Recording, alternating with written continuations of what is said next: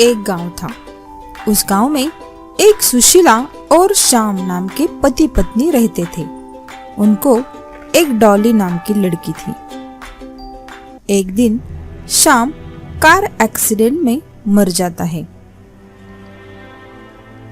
अब सारी जिम्मेदारी सुशीला पर आती है।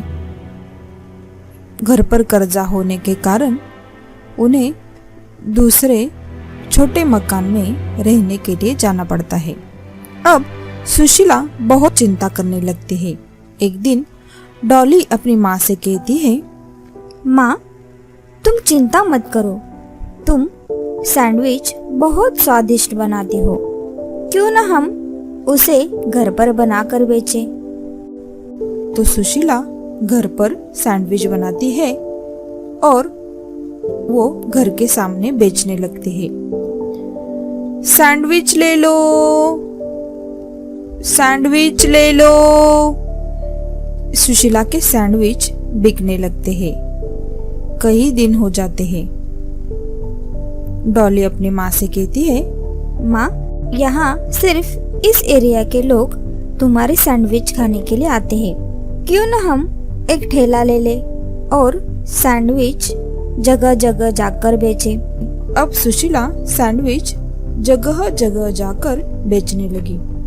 अब सुशीला के सैंडविच बहुत फेमस हो गए। एक दिन सुशीला डॉली से कहती है, डॉली, हमारे पास अब इतने पैसे हैं, अब हम पुराना घर छुड़वा सके और हम उस घर में रहने जा सकते हैं। तो डॉली कहती है, माँ, घर बाद में भी छुड़वा लेंगे। हम इस पैसे से एक रेस्टोरेंट लेंगे।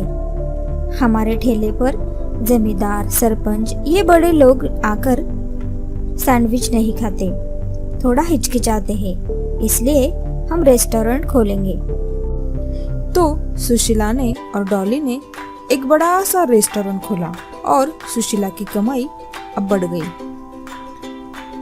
उसने उस पैसे से उसका अपना घर भी छुड़वा लिया और वो दोनों उस घर में रहने लगे। इस तरह छोटे से बिजनेस बड़ा हो गया।